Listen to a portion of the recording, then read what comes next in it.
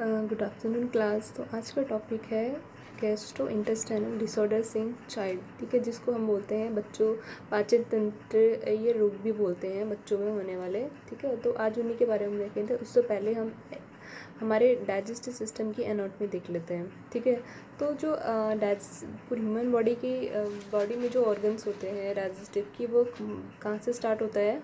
Mouth से start हो जाता है। ठीक है, माउथ होता है, वहाँ पे पैरोटिड ग्लैंड होती है। ठीक है, फिर एक नली होती है ग्रसनी, जो भोजन की नली जिसको बोलते हैं। ठीक है, जो उसको फेरिंग्स बोलते हैं। उसके बाद ग्रसिका ईसोफेगस, जो कि हमारे स्टमक में फूड को लेके जाती है, उसको बोलते हैं ईसोफेगस। ठीक है, उसके बाद होता है हमारा आमाशय, जिसको स्टमक बोलते हैं।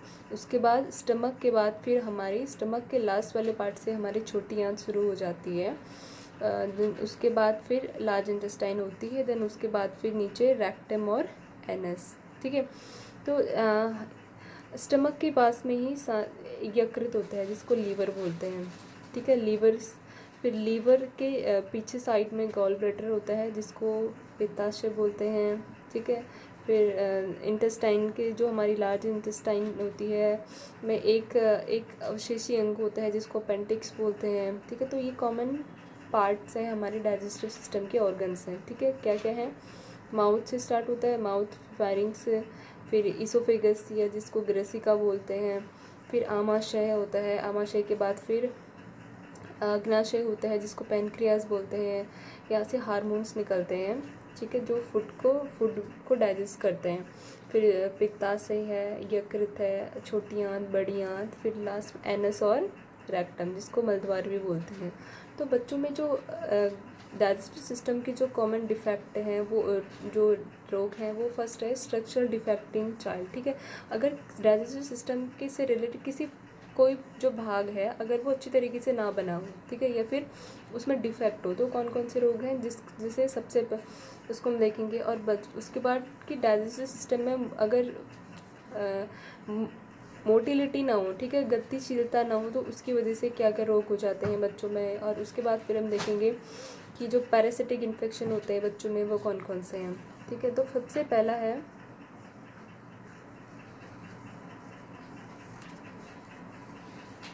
स्ट्रक्चरल डिफेक्ट वाले। ठीक है, जिसको क्लेफ्ट लिप और क्लेफ्ट पैलेट बोलते हैं, जिसको कट्टे होंठ और कट्टे तालु आप बोलते हैं। ठीक है, तो सबसे पहले है क्लेफ्ट लिप। सो क्लेफ्ट लिप और जो पैलेट होते हैं, ये जन्मजात विकार होते हैं बच्चे में, जिस पर पार्ट जो माउथ का मुंह का ऊपर वाला हिस्सा होता है, उससे रिलेटेड जन्मजात विकार होते हैं। तो क्लेफ्ट लिप तो है, लिप का एक जो पार्ट होता है वो माउथ नोज से अटैच होता है ऊपर। और दूसरा पैलेट में क्या होता है कि जो हमारे मुंह की जो ऊपर वाला हिस्सा होता है, वो अच्छी तरीके से जुड़ा हुआ नहीं होता है। ठीक है, तो अगर बच्चे को ऐसे कुछ विकार होते हैं, तो उससे क्या सिम्टम आएंगे? इससे डिफ़िकल्टी होगी फीडिंग में, खाना नहीं खा पाएगा, मिल्क नहीं ले पाएगा, स्वेलिंग में डिफ़िकल्टी होगी निगलने में भोजन को, और इसकी वजह से बच्चे को मुंह के और कान के रोग, इन्फेक्शन भी हो सकते हैं। ठीक है, तो इसका ट्रीटमेंट क्या है? इसके लिए बच्चों में जनरली सर्जरी होती है, जो कि अगर बच्चे को क्लेफ्ट पैलेट है, ठीक है, मीन्स कि अगर पैलेट का मतलब मैंने आपको बताया, जिसको आप कटे तालू बोलते हैं, जिसमें मुंह का ऊपर वाला जो हिस्सा होता है वो जोड़ा हुआ नहीं होता है, तो ऐसी कंडीशन में 10 से 12 महीने में बच्चे का ऑपरेशन करा लेना चाहिए। ठीक है, उसके बाद फिर ये पॉसिबल नहीं होता है। लेकिन क्लेफ्ट लिप का रिपेयर बच्चे को 2 साल तक करा सकते हैं। देन उसके बाद दूसरा है इसोफेजियल एट्रेसिया। ठीक है, ईसोफेगस मैंने आपको बताई थी। ठीक है, एक भोजन की नली होती है ईसोफेगस, जिसको आप ग्रसिका बोलते हो। देखो यहाँ पे ग्रसिका है, इसको ईसोफेगस बोलते हैं। तो ये क्या हो जाती है? Oesophageal atresia. तो इसोफेजियल एट्रेसिया मीन्स ईसोफेगस जो नली है उसमें अभिवर्ता हो जा रही है, मीन्स कि उसकी जो ओपनिंग होती है नली की, वो बंद हो जाती है। ठीक है, अच्छी तरीके से खुली नहीं होती है, जिसकी वजह से बच्चे का जो बच्चे को क्या होते हैं, स्टमक में जो भी गैसेस होते हैं, जूसेस होते हैं जो भोजन को पचाते हैं, वो वापस मुंह में आने लगते हैं। ठीक है, तो एक डिफेक्ट है, बर्थ डिफेक्ट होता है, जिसमें कि जो खाने की ईसोफेगस होती है, ग्रसनिका होती है, वो अच्छी तरीके से क्या नहीं होती है, हमारे स्टमक से कनेक्ट नहीं होती है। देखो यहाँ पे नली है इसोफेगस, इसके बाद ये कहाँ पे से जो हमारा स्टमक है आमाशय उससे कनेक्ट हो रही है, लेकिन बच्चों में डिफेक्ट की वजह से क्या होती है, ये कनेक्ट नहीं होती। तो इसकी वजह से क्या होगा, जो नीचे आमाशय में जो भी हमारे गैस्ट्रिक जूसेस होते हैं जो खाने को पचाते हैं वो वापस ऊपर आ जाते हैं, ठीक है, माउथ में आ जाएंगे, या फिर बच्चे को खाना डाइजेस्ट नहीं होगा, उसको जो भी वो खाएगा वॉमिट हो जाएगी, ठीक है। तो उसकी क्या सिम्टम है, सबसे पहले तो बच्चे के मुंह में बबल्स जैसे आने लगते हैं, ठीक है, मुंह में, और खाना खाते ही उसको खांसी होगी, और स्किन का कलर नीले कलर का हो जाता है, जैसे वो उसको फीड कराओगे, ब्रीदिंग डिफ़िकल्टी उसको हो जाएगी, ठीक है। इसका उपचार भी यही है कि इसके लिए क्या करते हैं, जो अगर वो जुड़ी भी नहीं है तो उसके नली के दोनों हिस्सों को दोबारा से जोड़ा जाता है सर्जरी से। जैसे ये है, देखो ये है, ये जुड़ी भी नहीं थी, सर्जरी के बाद ये जोड़ दी गई है ये। उसके बाद तीसरा रोग है, अब है आंतों का रोग। हमने अभी तक पढ़ लिया मुंह का रोग, पढ़ लिया बच्चों में मुंह और लिप्स में जिसमें कि जुड़े हुए नहीं थे, जिसको क्लेफ्ट लिप और पैलेट बोलते हैं। फिर दूसरा था इसोफेजियल एट्रेसिया, जिसमें कि इसोफेगस जो नली होती है वो जुड़ी हुई नहीं होती है हमारे आमाशय से। तीसरा है इंटुसिसेप्शन, जिसको इंग्लिश में बोलते हैं आंतों का रोग होता है। इसमें क्या होता है कि हमारे आंत का एक हिस्सा क्या होता है वो दूसरे में चले जाता है, ठीक है। तो इसकी वजह से नॉर्मली हमारी आंतों को क्या होना चाहिए, वो खुली हुई होती हैं, ठीक है। जैसे ये है आंतों, देखो आप देख रहे हो एक दूसरे से बिल्कुल चिपके मतलब खुली हुई हैं, ठीक है। तो इस कंडीशन इंटुसिसेप्शन में जो आंतों का रोग है, इसमें क्या होता है, इसमें आंत का एक हिस्सा दूसरे के अंदर चले जाता है। तो इससे क्या होगा, खाना क्या हो जाएगा, बंद हो जाएगा, ब्लॉक हो जाएगा, आंतों में जो भी खाना है वो बंद हो जाएगा और वो पास नहीं हो पाएगा, ठीक है, बाहर नहीं निकल पाएगा शरीर से, पचेगा नहीं। तो ऐसे कंडीशन में जो हमारी आंतों में क्या होती है, नलियाँ होती हैं, जैसे ये है, देखो ये हमारी नॉर्मली हमारी जो नॉर्मल आंत है वो ऐसी होती है, ठीक है। लेकिन इसमें क्या है, दूसरे साइड देखोगे तो जिसको टेलीस्कोप्ड बाउल लिखा हुआ है, इसमें क्या हो रहा है कि एक हिस्सा दूसरे के अंदर चले गया। तो इसकी वजह से क्या होगा, इन जो हमारी आंत की नलियाँ होती है इनमें हमारी ब्लड वेसल्स भी होती हैं, ठीक है, खून की नलियाँ होती हैं, तो वो भी अच्छे से अपना काम नहीं कर पाएंगी, ठीक है। तो ऐसी कंडीशन में क्या होगा, बच्चों में बच्चे का जो स्टूल होगा वो कैसा होगा, उसमें ब्लड और म्यूकस जैसा पदार्थ आएगा, ठीक है, जैसे जेली जैसा होता है, जैसे जेली होती है ना किसी भी गाड़ी से होती है, उस टाइप का स्टूल बच्चे का हो जाता है। वो बच्चे को उल्टी होगी और पेट में उसकी गांठें बन जाएंगी, सुस्ती सा वो फील करेगा, डायरिया भी हो सकता है उसको, फीवर हो जाएगा, ठीक है, ये है। तो उसके बाद तीसरा रोग है abdominal wall defect. Abdominal wall defect मतलब आपको पता है कि दोष या विकार जिसको बोलते हैं। तो एब्डोमिनल वॉल मतलब जो हमारे जो पेट की जो दीवार वॉल होती है उसमें कुछ डिफेक्ट हो जाता है, ठीक है। जैसे क्या होता है कि बच्चों में नॉर्मली होता है, कंडीशन होती है जिसमें कि अंदर का जो भी पार्ट है वो बाहर निकल जाता है, नाभि से नाभि से बाहर निकल जाता है। देखो तो दो कंडीशन होती है इसमें, इंग्लिश में इसको बोलते हैं गैस्ट्रोचियासिस और ओम्फेलोसील बोलते हैं इसको, ठीक है। तो मीन्स कि गैस्ट्रोचियासिस, गैस्ट्रो मतलब कि पेट से रिलेटेड, जिसमें क्या हो गया, एब्डोमेन की जो वॉल होती है वो बाहर निकल गई है, देखो उसमें। ओम्फेलोसील में हर्निया हो जाता है, किसमें, जो नाभि है वहाँ पे कोई भी हिस्सा है जैसे आँत के आसपास का वो बाहर निकल के आ जाता है, ठीक है। तीसरा है, इसको भी इसका उपचार भी जो मैंने ये बताया आपको, उदर की दीवार का जो विकार बताया, तो ये भी क्या होते हैं, सर्जरी से ही सही होते हैं। तीसरा है एनोरेक्टल मालफॉर्मेशन। एनोरेक्टल मतलब कि जो गुदा और मलाशय के से रिलेटेड रोग होते हैं वो है, जिसमें कि बच्चों में जिस स्टूल पास करने के लिए ओपनिंग नहीं होती है, ठीक है। ये भी बर्थ डिफेक्ट होते हैं जो उनकी बेबी में प्रेगनेंसी से ही बच्चे में पैदाइशी ये भी रोग होते हैं। तो इसमें जो हमारा बच्चे की जो एनस होती है, एनस और रेक्टम नीचे वाला पार्ट होता है जहाँ से स्टूल पास होता है, तो वो अच्छी तरीके से बने हुए नहीं होते हैं। नॉर्मली आपको पता है कि बच्चा आप पैदा होने के 48 घंटे तक क्या कहला अपना पहला स्टूल पास कर देता है, लेकिन कभी कभी क्या होता है कि ऐसे विकार होते हैं अगर बच्चे में, तो वो स्टूल को पास नहीं कर पाता है। देखो इसमें ये नॉर्मली है, हमारी आंत का जो लास्ट वाला हिस्सा है, बड़ी आंत जो ये वाली है, तो इसके नीचे एक एनस लिखा हुआ है, एनस की ये ओपनिंग होती है, ठीक है, मलद्वार जिसको बोलते हैं। तो इस वाले में देखो यहाँ पे मिसिंग है, नहीं है, इसको परफोरेट एनस बोलते हैं, ठीक है। तो उसके बाद है अम्बिलिकल हर्निया। अम्बिलिकल हर्निया मतलब क्या होता है कि हर्निया का मतलब होता है कि कोई पार्ट अपनी जगह से दूसरी जगह के आ जाता है, ठीक है। तो अम्बिलिकल हर्निया में भी क्या होता है, जब आंत है या फिर कोई भी पदार्थ है इंटेस्टाइन के अंदर का, ठीक है, तरल पदार्थ, वो सब एक किसी छिद्र से बाहर निकल के आ जाते हैं, ठीक है। जैसे ये नाभि है, नाभि से बाहर निकल के आ गए हैं, ठीक है। कभी कभी क्या होता है कि जो भी हर्नियाँ होती हैं या ये खुद ही सही हो जाते हैं यूजुअली, लेकिन क्या होता है कि 4 से 5 साल का बच्चा जब हो जाता है तो ये खुद ही सही हो जाती है या फिर साइज में छोटी हो जाती है। अगर नहीं होती तो इसके लिए फिर इसके लिए ऑपरेशन होता है, ठीक है। तो अभी तक हमने जो भी कंडीशन पढ़ी बच्चों में, ठीक है, उन सब का इलाज एक ही है, सर्जरी से उनका इलाज होता है, ठीक है। जैसे हमने सबसे पहले ये पढ़ा क्लेफ्ट लिप और क्लेफ्ट पैलेट, कट्टे होंठ और कट्टे तालु जिसको बोलते हैं, जिसमें लिप क्लेफ्ट लिप में लिप का जो ऊपर वाला हिस्सा होता है वो नाक से जुड़ जाता है, और पैलेट में कट्टे तालु जिसमें कि हमारी मुंह के अंदर की जो ऊपर वाली दीवार रूफ होती है वो जुड़ी भी नहीं होती है। इसके इलाज भी सर्जरी था। इसोफेजियल एट्रेसिया हमने पढ़ा, जिसमें इसोफेगस जो खाने की नली जो गैसिका होती है वो स्टमक से आमाशय से जुड़ी भी नहीं होती है, इसके लिए भी सर्जरी थी। फिर था हमने पढ़ा इंटुसिसेप्शन जिसको आंतों का रोग बोलते हैं, जिसमें कि इसमें क्या होता है कि आंत का एक हिस्सा दूसरे में चले जाता है, ठीक है। तो इसकी वजह से दूसरे में चले जाएगा तो जो उस आंत के अंदर जो भी फूड होगा या फिर जो भी पदार्थ होगा वो क्या हो जाएगा, ब्लॉक हो जाएगा, ठीक है, वो बाहर नहीं निकल पाएगा।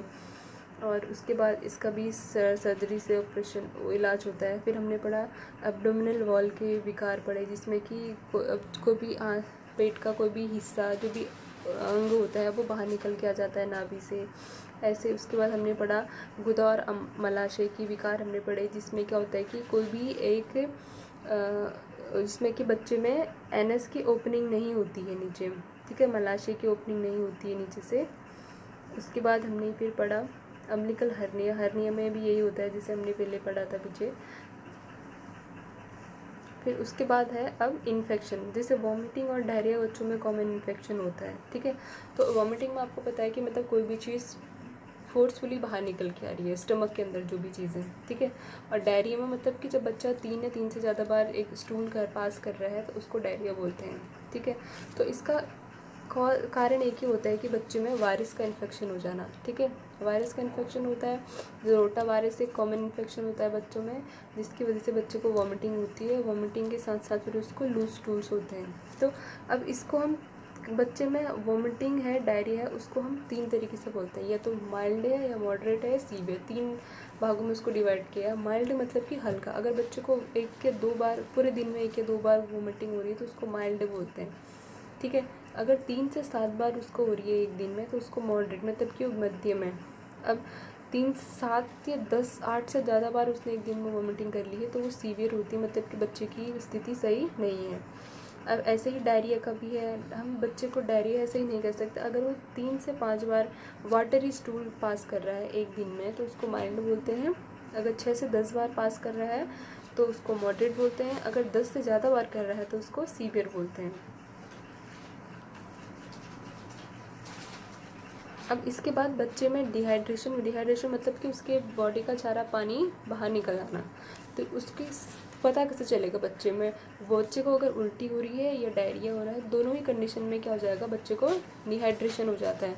तो इसके लिए हमें पता कैसे चलता है, बच्चे का जो यूरिन होता है वो कम हो जाएगा, ठीक है। अगर बच्चा 8 घंटे में से बिल्कुल उसने एक बार भी यूरिन पास नहीं किया है तो मतलब ये साइन होता है डिहाइड्रेशन का। और उसका यूरिन का कलर डार्क येलो हो जाएगा या हल्का पीला हो जाता है।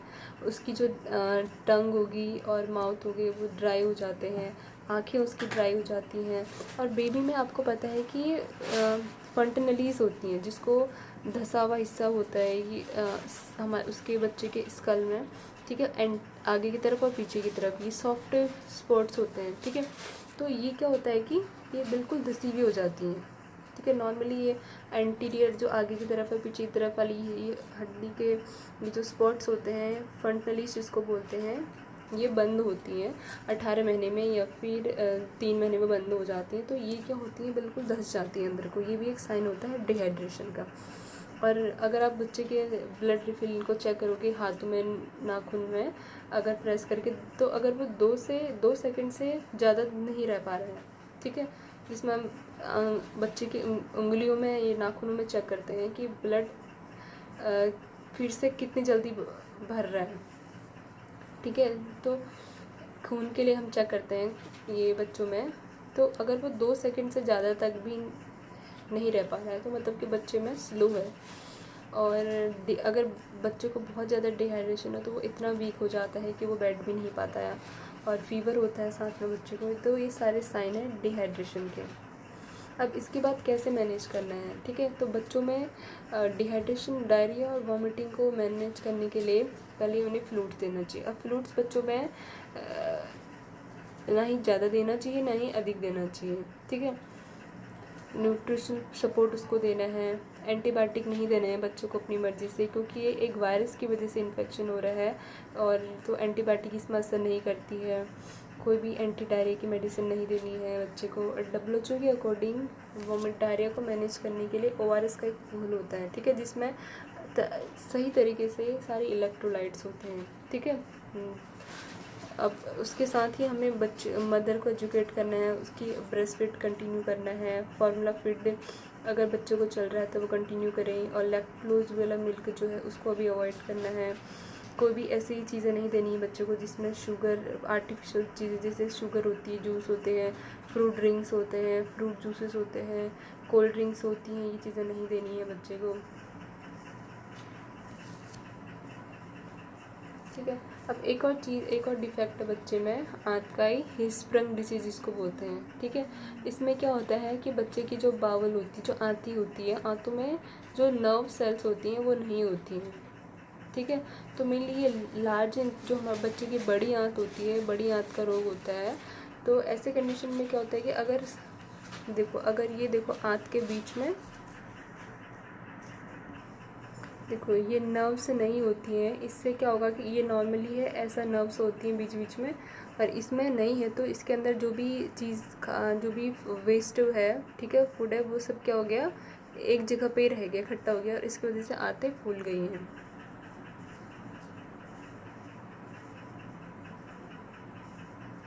तो ये एक तरीके से ऐसी स्थिति होती है जिसमें कि बच्चे की जो वेस्ट प्रोडक्ट होते हैं, ठीक है, खाने के बाद जो भी बचा हुआ वेस्ट बनता है वो बाहर नहीं निकल पा रहा है। तो ऐसी कंडीशन में एक ओपनिंग क्रिएट कर बनाते हैं आंत से, ठीक है, जिस और एक पाउच यहाँ पे अटैच करते हैं जिसको कोलोस्टोमी बोलते हैं, कोलोस्टोमी और इलियोस्टोमी बोलते हैं, ठीक है, जिसमें कि हम ओपनिंग बना रहे हैं, ठीक है, आर्टिफिशियल ओपनिंग बना रहे हैं, जिसके फिर उसके बाद इसी जो पाउच है इसी में जो भी वेस्ट होगा आंतों का वो इसमें आएगा, और इसको टाइम टाइम पे खाली करते हैं, ठीक है। तो बच्चे को अगर हिस्प्रंग डिजीज़ है तो अब बड़ी आंत का ये एक तरीके से रोग होता है, तो ऐसे बच्चे में क्या होता है कि वो अपने स्टूल को पास नहीं कर पाता है, उसका पेट सूज जाता है, ठीक है, भरा भरा सा हो जाता है, उसको वो उल्टी होती है ग्रीन और ब्राउन कलर की। तो ऐसी कंडीशन में क्या करते हैं डॉक्टर, उसकी आंत में एक ओपनिंग बना देते हैं, ठीक है, छिद्र जिसको बोलते हैं, होल बना देते हैं, तो उसको ओस्टोमी बोलते हैं। तो इसकी वजह इससे फिर एक इसमें एक पाउच को, थैली को जोड़ा जाता है, और उसके बाद कोलोस्टोमी बैग जिसको बोलते हैं, उसके बाद बच्चे का जो भी वेस्ट है, स्टूल है, वो उसी में आते रहता है, और उसको टाइम टाइम पे खाली किया जाता है। फिर एक और है डिजीज़ बच्चों में जो कॉन्स्टिपेशन की है, ये बहुत कॉमन प्रॉब्लम होती है बच्चों में मेनली, जिसमें क्या होता है कि बच्चे का स्टूल हार्ड हो जाता है। तो ऐसे में सिम्टम क्या होते हैं, सबसे पहला सिम्टम ये है कि उसको परेशानी होगी स्टूल को पास करने में, पेन होगा, और अच्छी तरीके से वो क्या नहीं हो पाएगा, सो नहीं पाता है, और हार्ड हो जाता है स्टूल, ठीक है। तो ऐसी कंडीशन में क्या करना है, बच्चे के फ्लूइड जो भी तरल पदार्थ आप दे रहे हो उसको बढ़ाना है, ठीक है। जैसे कि अगर 4 महीने का बच्चा है या उससे बड़ा है तो उसको हम थोड़े थोड़े अमाउंट में फ्रूट जूस दे सकते हैं, जैसे आलू बुखारा वाला जूस होता है, या फिर बनानास या एप्पल सॉस, ऐसी चीज़ें नहीं देनी है, उससे उसको कॉन्स्टिपेशन और बढ़ेगा। और अगर 1 साल से ज़्यादा है तो उसको हम फ्रूट जूस दे सकते हैं और मोर वाटर दे सकते हैं। फाइबर रेशे युक्त जो भी फ्रूट्स होते हैं उनको वे बच्चे को ज़्यादा देने हैं, जैसे मटर, बीन्स हैं, और पीच, आप एप्रिकॉट है, ये सब देना है। और अगर बच्चा 1 साल से बड़ा है तब हम उसको होल ग्रेन साबुत अनाज वाले जैसी चीज़ें दे सकते हैं, जैसे brown rice, whole wheat bread दे सकते हैं, ठीक है। और मिल्क या चीज़ से रिलेटेड जो भी चीज़ें होती हैं वो कम कर देनी है देना बच्चे को। उसको एक गुड हैबिट हमने डेवलप करनी है एक टाइम में, जैसे 2 साल के बाद बच्चे में टॉयलेट ट्रेनिंग डेवलप की आदत बनाई जाती है, ठीक है। अगर फिर भी उसके जो लक्षण हैं वो बढ़ रहे हैं, ठीक है, उसके स्टूल में ब्लड आ रहा है या फिर पेन ज़्यादा हो रहा है बच्चे को, वो बार बार रो रहा है, तो ऐसे कंडीशन में हमें फिर पेडियाट्रिशियन को दिखाना चाहिए। और कभी भी ऐसी कंडीशन में क्या होता है कि कॉन्स्टिपेशन में बच्चे को लैक्सेटिव या फिर एनिमा देते हैं, ठीक है, जिससे कि उसका स्टूल मुलायम हो जाता है। तो हमें खुद से नहीं देना है बिना डॉक्टर की एडवाइस के। ये है इसमें, ये जो गोलियां जैसी दिख रही है आपको, ये सपोजिटरी इसको बोलते हैं, ठीक है, जो कि बच्चे के स्टूल को सॉफ्ट बनाती हैं। और ये एनिमा है बच्चों में किस तरीके से दिया जाता है, देखो।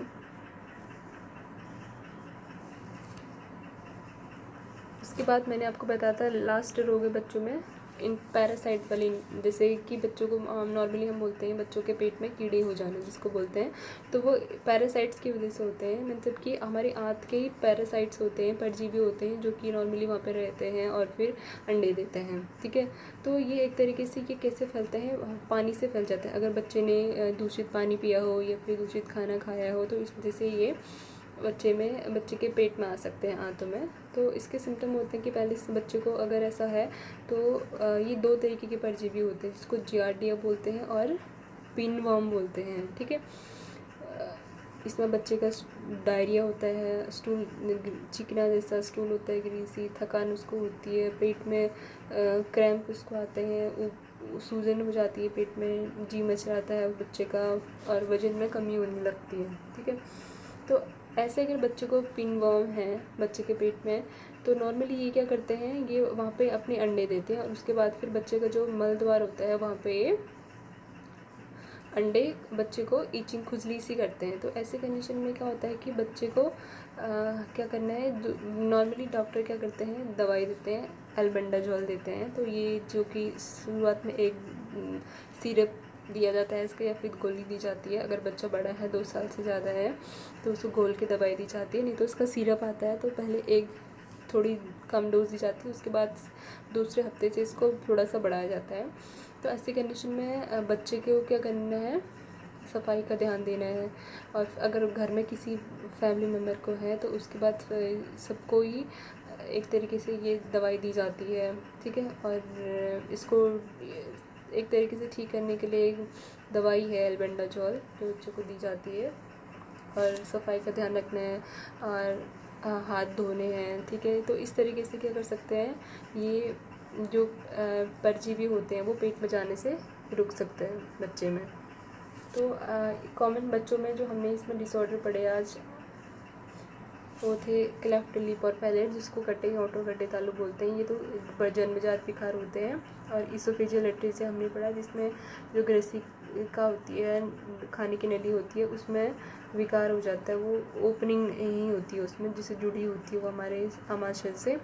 इंट्रूसिव हमने पढ़ा, आंतों का रोग होता है, जिसमें कि आंतें क्या होती है, एक आंत दूसरी के अंदर चली जाती है, ये है। इसके बाद हमने देखा हमारी एब्डोमिनल वॉल के डिफेक्ट, उदर की दीवार के विकार हैं, जिसमें कि अंदर के जो भी ऑर्गन होते हैं स्टमक के, इंटेस्टाइन के, वो बाहर निकल के आ जाते हैं। और फिर हमने पढ़ा एनोरेक्टल मालफॉर्मेशन, जिसको गुदा और मलाशय के विकार बोलते हैं। जो एनस और रेक्टम होते हैं, ठीक है, लास्ट ओपनिंग होती है हमारी, जिसकी जहाँ से स्टूल पास होता है बच्चे में, वो ओपनिंग नहीं होती है। उसके बाद है अम्बिलिकल हर्निया हमने पढ़ा, और वॉमिटिंग एंड डायरिया।